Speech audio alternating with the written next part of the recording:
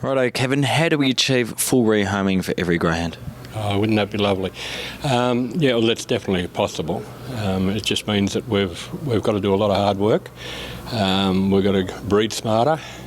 We've got to put more emphasis on the gap situation to after greyhounds racing, and follow that right through to the people that who eventually adopt those greyhounds, and make sure that them dogs are kept properly right through. And hopefully over a period of time, I'd say next year or two, that's possible that we can every greyhound adopted after it's finished racing. You put a lot of your greyhounds into the greyhound adoption program. What are the issues that you face as a trainer in that situation? Probably the hardest thing is some of the people that own the dogs. A lot of the owners don't have facilities to take the dogs back, so a lot of the trainers are left to look after those dogs and do the preparation and get them through to the GAP program, which puts a lot back on the trainers. Do you think rehoming is the biggest issue facing greyhound racing? Oh, definitely, yes. The public is now want to see that dogs are got a life after racing, and I'm sure that most of the owners and trainers have been that way for a long time. What's happened in recent times is only going to make that happen. For the fact is that now the GAP program's going to be a lot stronger.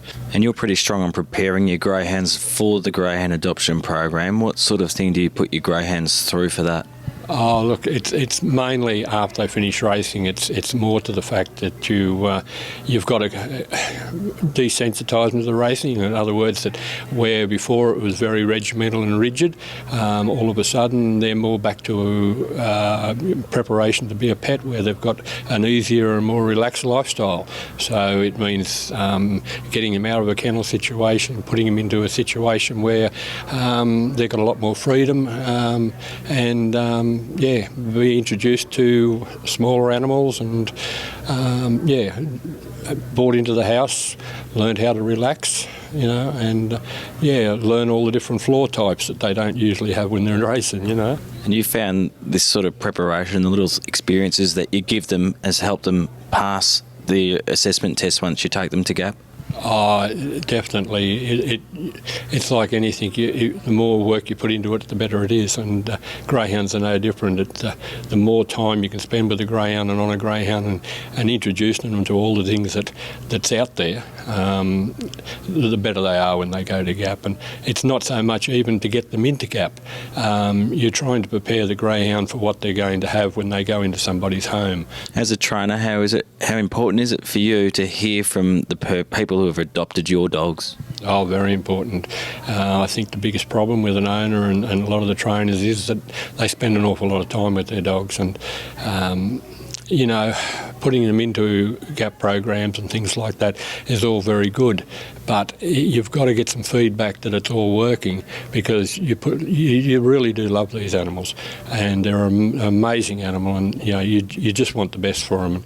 So Mel, you're one of the original founders of the Greyhound Adoption Program more than 20 years ago, and it's come a long way. What are some of the issues the program was faced with back then compared to today? Well, back then, the reason I started GAP was the image of the greyhound. Everybody thought they were a nasty breed. My dad was a trainer. We would walk the dogs and people would cross the road thinking that they were going to bite them or their dog or their child. So we were all about changing the image of the dog. We did a great job of that. The dog changed the image itself, basically. Everybody knows now, the general public, everyone, greyhounds are nice dogs. I think the problem now is trainers are getting the bad rap, mainly due to the live baiting. They think that these trainers don't treat their dogs nicely, and they do. And I think if we opened up the training facilities for the general public to see and meet trainers, I think that would go a long way in promoting the breed, and more adoptions too. There's a stigma there, so... What can we do to get even more homes for these dogs? The assessment program is fantastic, what GAP does, but the dog is basically taken up there for a few days, and I don't think they act naturally in that environment. I think they're taken out of a very familiar environment and put in a very unfamiliar environment and expected to tick a lot of boxes. I think if we had mobile independent assessors that went to the home of the dog while it's in foster care, they could actually see how it behaves under certain conditions. With a small dog, taking the food away, it's not going to act the same when it's put up in a foster care in Seymour, whereas other dogs around, it's unfamiliar. I just think let's get a true indication of the dog and then work on its flaws. So Darren, how do you think we can achieve full rehoming for every greyhound? I think the GRV has shown with initiatives already about reducing the breeding and extending racing is obviously a key to reduce the numbers, so that eventually when dogs come out the other side at retirement, there's going to be less numbers to try and rehome. But ultimately I think more foster carers, more places to actually house the dogs in retirement, maybe even a retirement farm at that point.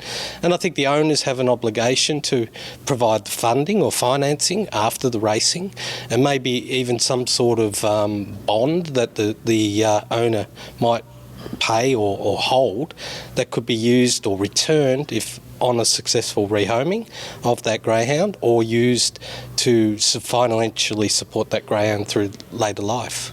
Coming into the industry 8 years ago, I knew nothing. I relied on what I was told. The trainer advised me on the dog. I had nowhere to house the dog if the dog was not successful.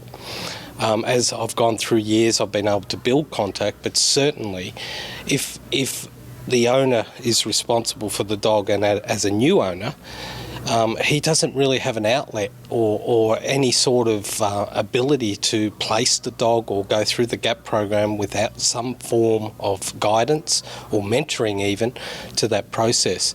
Obviously with my case that I've been 8 years into this, I've built up those networks, and I'm quite savvy on how I can rehome or retire my dogs. But initially for an owner it would be a very big challenge. Probably need more education in that area. Certainly, I think as we see with trainers' licences, breeders' licences, there is at least a standard of education and seminars.